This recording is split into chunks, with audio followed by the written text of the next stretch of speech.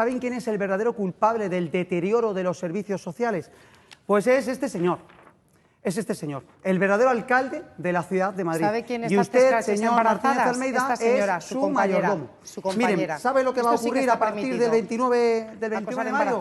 Que esto se va a terminar por completo.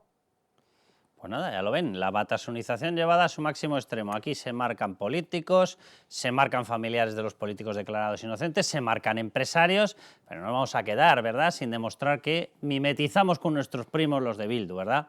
Lo digo por ellos. Yo, de verdad, Luis Fernando Quintero, Bea García, bienvenidos. Muy buenas. ¿Qué tal? Habíamos visto y vamos a recordar algunos de los ataques personales a Ferrovial, etcétera, pero la campaña electoral ha traído una batasunización también del clima empresarial que a mí me parece increíble. Increíble. Sí. Yo no sé qué empresario va a querer venir aquí después de esta exhibición, la verdad. No, después de esta exhibición que lamentablemente viene acompañada de BOE, porque al final lo que está demostrando el gobierno es que pasa por sus manos la posibilidad de llevar a legislación, de llevar a ataques a las empresas mediante subida de costes del empresario, mediante nuevos impuestos, etcétera, etcétera, esos ataques que personalizan en sus campañas personales y que ahora mismo en la campaña electoral para municipales y autonómicas estamos viendo de una manera mucho más que evidente. La cuestión es la siguiente, Carlos, siempre que desde la izquierda, fundamentalmente desde la izquierda que domina en España en los últimos años, se encuentra un problema, se personaliza a un empresario que es el eje de los males, de todos los males. Que en España subía el precio de la luz porque se había manipulado el mercado eléctrico, porque se habían quitado las nucleares, porque el gas estaba subiendo por cuestiones internacionales. El problema era de las eléctricas, eran las grandes empresas eléctricas las culpables de la subida del precio de la luz. Que el problema lo tenemos en que sube el precio de la cesta de los supermercados, son los grandes supermercados los culpables de que suba el precio de la luz. De que las hipotecas suba el precio, también son los bancos, los banqueros los que tienen problemas. Es decir, aquí el político nunca tiene problemas de nada. O sea, el que legisla, quita, pone y hace que los precios suban, ese no tiene problema de nada. Que la batasunización ha pasado de culpar a sectores a culpar a empresarios, a utilizar campañas para culpar personas. Claro, es que esta historia de yo cojo un folio, lo doblo, hago así, esto se va a acabar. ¿Qué significa esto se va a acabar? ¿Qué significa? Bueno, vamos a ver a Belarra. ¿Vale? Atención, también las grandes superficies han generado un desastre, están atacando al campo, están destrozándolo todo. Bueno, Belarra se va a comprar ahí una cosa horrible de supermercado que sale todo multiplicado por 3 y por 5 y pretende que vayamos todas las familias a comprar allí. Bueno, escúchenla, también tiene culpables para todo. Nos estamos enfrentando a un problema que no tiene tanto que ver con la inflación como con la especulación. Si vemos cómo un potito que hace unas semanas costaba 0,90 céntimos, ahora cuesta 2 euros, no estamos solo ante un problema de inflación, estamos también ante un problema de especulación. Y frenar a los especuladores es uno de los principales objetivos que tiene este gobierno. Estamos en un problema de ineptitud, pero bueno. Y vamos a ver a Pedro Sánchez cargando contra Ferrovial, señalando personalmente a gente o a empresas con nombres y apellidos. Y si luego ocurre algo, yo no he sido, ¿verdad? Creo que los empresarios también tienen una enorme responsabilidad social en la sociedad en la que nacen y desarrollan toda su acción. Y creo que además en España hay ejemplos extraordinariamente positivos de grandes empresarios comprometidos con su país. Desde luego, tras este anuncio, creo que no es el caso del señor Del Pino. Del señor Del Pino, Bea. Es que ya ni siquiera dice del responsable de Ferrovial, no, del señor Del Pino. O sea, yo tengo la sensación de que se ha batasunizado todo de tal manera, ha saltado evidentemente al campo empresarial, al campo económico, sí. Lo hemos tenido en etapa preelectoral, electoral, lo tenemos en poselectoral, lo vamos a tener donde nos dé la gana. Pero se ha incrustado un esquema de si no haces lo que yo quiero. Exacto. Y si sale mal mi comunismo, te culparé a ti, además, te culparé personalmente. Y ya veremos cómo acabas tú en temas de seguridad. El discurso antiempresarial, vamos, se ha radicalizado en los últimos años, pero vamos, de manera clara y alarmante. Empezaron en 2019, PSOE, Podemos forman gobierno, empiezan a aplicar medidas. Evidentemente, ellos nunca han sido muy amigos de los empresarios ni de las empresas, no han aplicado ni una sola medida, ni siquiera disimulando, para facilitar la creación de negocios, para facilitar la contratación. Todo han sido trabas y barreras. Pero bueno, empezaron con pequeñas pinceladas, que si la tasa Google, la tasa Tobin, luego ya nos vamos a una subida en sociedades, nos vamos a atacar a sectores y aplicar medidas que les atacan, no solo de palabra. O sea, el sector del azúcar, no me gustan los refrescos, subida del IVA, no me gusta la carne, te pongo coto a las macrogranjas porque contaminan, no me gustan los coches, pero vamos, los principales sectores de nuestro país están constantemente vapuleados, ya sea porque Garzón dice que el turismo es precario y es la principal economía de nuestro país, o porque Pedro Sánchez dice que los coches contaminan y que ya no se construyan más coches. Segunda industria de nuestro país, y así han ido poco a poco radicalizándose mucho más hasta que han sacado la lista. La hostelería que no paga a los camareros. Exactamente, hasta que han ido sacado bombardeando todo. una lista negra. Amancio Ortega, recordemos que hacía donaciones, nos enterábamos que su fundación hacía donaciones, y Belarra, igual que dice a Roig capitalista y despiadado y le insulta, a Amancio Ortega le llamaba usurero, antipatriota. Contra la sanidad privada, contra las residencias de ancianos, que son mayoritariamente privadas, se han cargado contra todo. Y en los días previos a la campaña electoral, bueno, pues en Libertad Digital informamos de esta campaña, que es una campaña de extorsión. Y es una campaña comandada por Yolanda Díaz, que ¿qué ha hecho? Destrozar el mercado laboral. ¿Ella qué ha hecho? ¿Ha hecho algo que permita contratar mejor? No, todo lo que ha hecho ha sido precisamente para entorpecer la contratación, subir el salario mínimo interprofesional, con lo cual has elevado la barrera de entrada, han elevado todos los costes de las cotizaciones y de los impuestos que afectan directamente al empleo, con lo cual los empresarios tienen mucho más difícil contratar, y además les han metido restricciones en el uso de los contratos, de forma que cuando entra una persona tienes dos opciones: o la dejas fija, con lo cual, con la inestabilidad económica que hay, no sabes si hacerlo el empresario, o dos, pasa a un sistema en el cual te la quedas medio fija y se camufla dentro de las estadísticas, y en teoría, según pensaba Yolanda Díaz, le iba a salir bien. ¿Qué ha ocurrido? Que ni así, ni con todos los sistemas de camuflaje que tienen medio millón por un lado y medio millón por el otro, le ha salido bien. ¿Y qué ha pasado? A una extorsión. Entonces han empezado a remitir desde la Inspección de Trabajo este tipo de cartas, esta es una de ellas, a empresas en las que les dicen lo siguiente: te hemos pillado. Y dices, ¿que me habéis pillado por qué? Dice, no, te hemos pillado por que presuponemos que hay una utilización recurrente en tu empresa de la contratación a través de TTs para la cobertura de necesidades estructurales de la empresa, y eso pasamos a considerar que constituye ya un fraude de ley. En la propia carta reconocen que ni tan siquiera han cumplido los trámites formales de una inspección, pero te envían ya la carta en un acto de extorsión. Esto ocurría justo antes de la campaña electoral, justo antes de iniciar la campaña. Y se lo han enviado a infinidad de empresas, asustándoles y diciendo, oiga, pero si usted mismo me está diciendo en la propia carta que no me ha realizado la inspección, ¿usted por qué sabe que yo estoy cometiendo un fraude? Te dan plazos, te dan advertencias, te dicen, yo que usted empezaría a transformar esos contratos en contratos fijos. Y dices, hemos pasado a la batasunización pura económica. Totalmente. Es que es el señalamiento por el señalamiento, es identificar el problema en personas y en empresas a las que se les está haciendo un daño terrible. Da la sensación de que el hecho de que se pueda contratar o no a alguien va a depender, según estas cartas, de la voluntad. Parece que pues los empresarios, si quieren, contratan, y si no, no. O sea, el hecho de que tengan que mirar sus cuentas de resultados para saber si pueden contratar o no es algo secundario para este gobierno. Pero es que cuando hay una empresa, que fue muy paradigmático por el corte que has puesto de Pedro Sánchez, de Ferrovial y del señor del Pino, cuando hay una empresa que cuando se va de este país para instalarse en otro país, una de las ideas que se desliza es que falta seguridad jurídica en España, y con todo lo que estamos viendo es evidente que falta. Las frases que filtraban eran, dice, es que usted se ha beneficiado mucho de nuestros contratos. Ah, ¿que se los regalabas? Ah, claro. Eras un delincuente, lo estás confesando, dínoslo ya. Bueno, la Fiscalía evidentemente no actuará, porque de quién depende, pues ya está, ¿no? Pero eran unas frases que dices, o sea, ¿y qué pasa? O sea, que se lo diste a dedazo y ahora consideras que te lo debe, ¿o de qué va esta película? No, claro. Y luego a las que están aquí, bueno, y las acusaciones de dumping fiscal a Holanda, que se nos olvida, que además de señalar a un empresario español por nombre y apellidos, como están ya acostumbrados a hacer, también señalar a un país socio de la Unión Europea, Se dijo, Países Bajos está haciendo dumping fiscal con España, que fue la propia Yolanda Díaz la que lo dijo. Y la utilización de la agencia tributaria, que a mí fue una de las cosas que más, es verdad, la amenazó con achucharle a los... como un instrumento del Estado, como un instrumento del gobierno. Eso lo hizo directamente María Jesús Montero, ¿no? Jesús Montero. A ver qué dices, que igual tienes que pagar más de impuestos. Lo digo porque la ministra de Hacienda tiene el cargo, que es verdad que es un cargo honorífico, pero por debajo suyo de honorífico no tiene nada, ella manda sobre el secretario de Estado, ella es presidenta de la agencia y el secretario...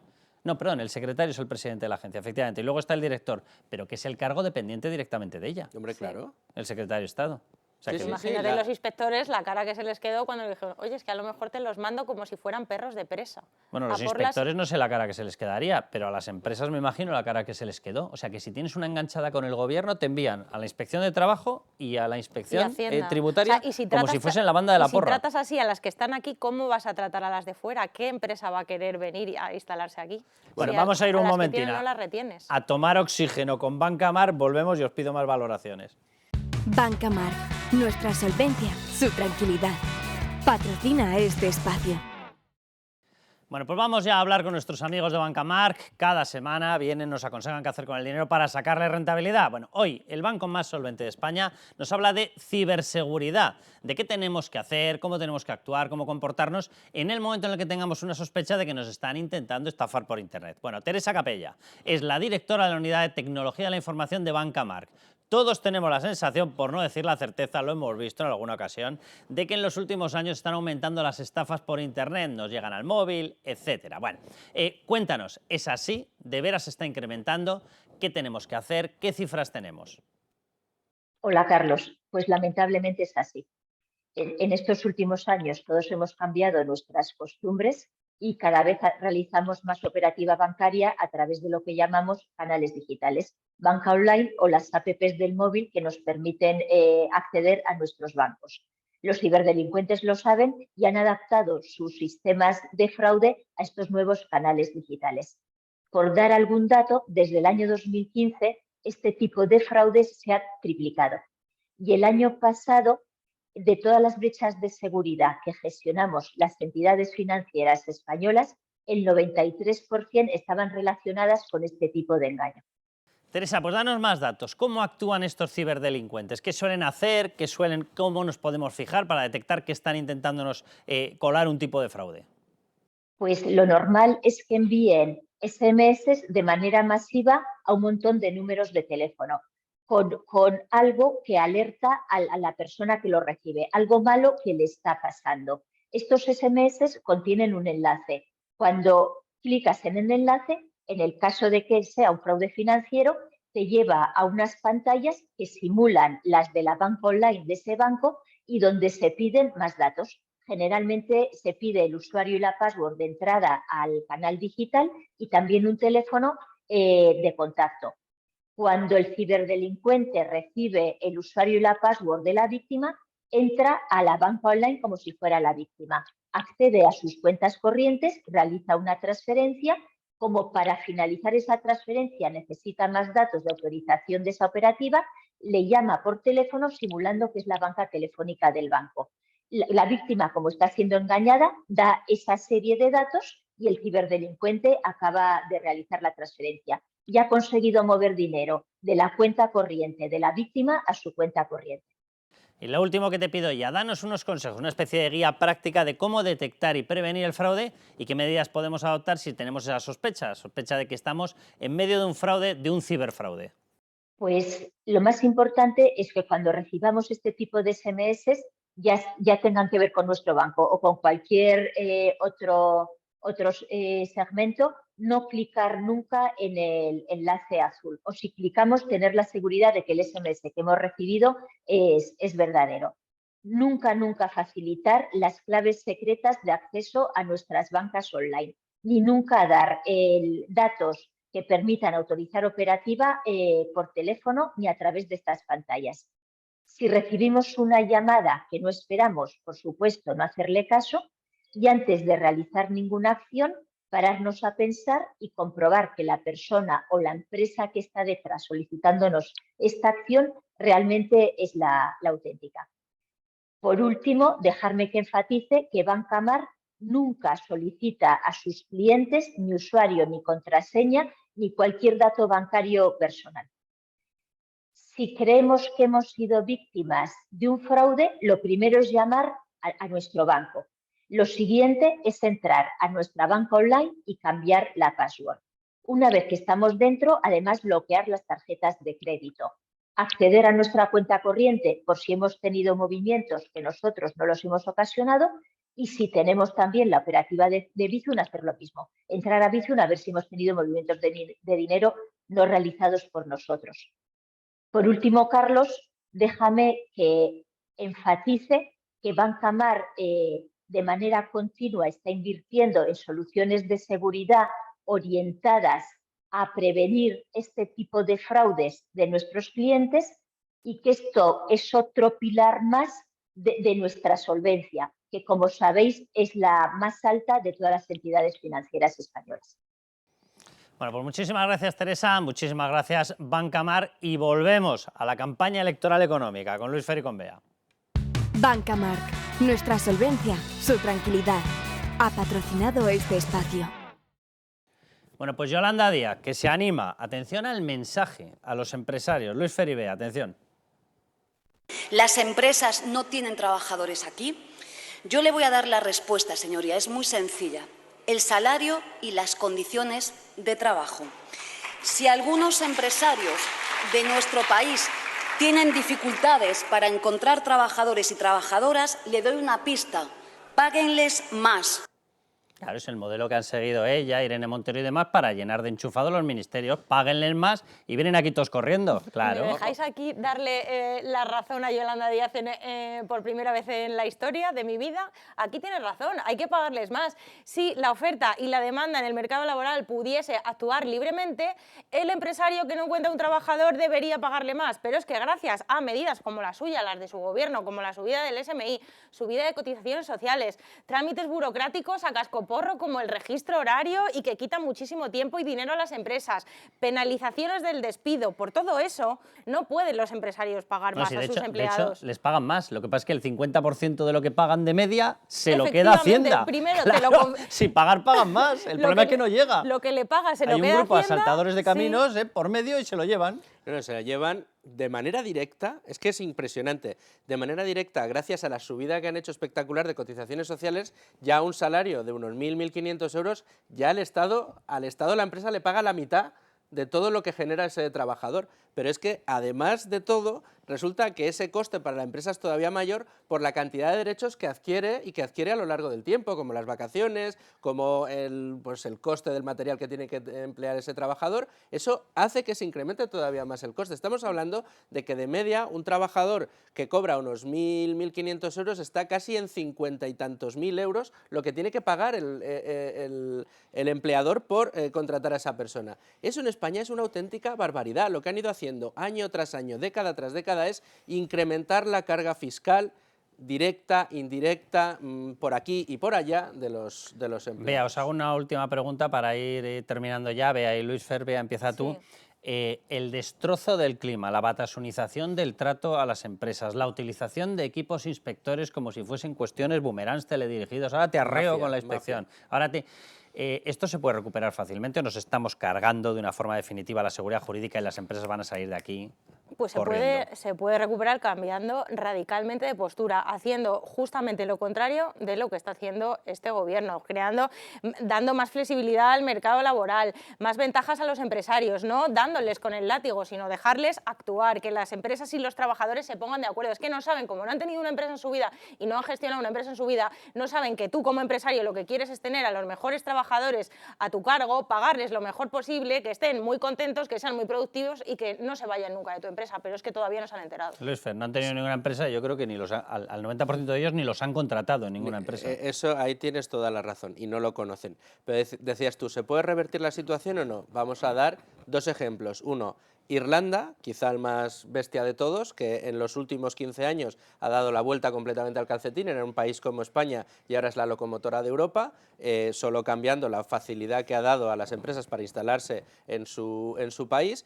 Y dos, dentro de España tenemos algún ejemplo de atracción de inversiones, de llegada de empresas, de aumento de trabajo y de aumento de las mejoras de condiciones del trabajo. Madrid.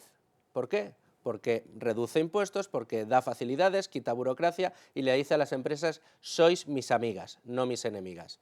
Tenemos ejemplos encima de la mesa. Bueno, pues hasta aquí hemos llegado, lo dejamos ya. Muchísimas gracias y con lo que acaban de ver, cómo no, a levantar España, ya lo creo.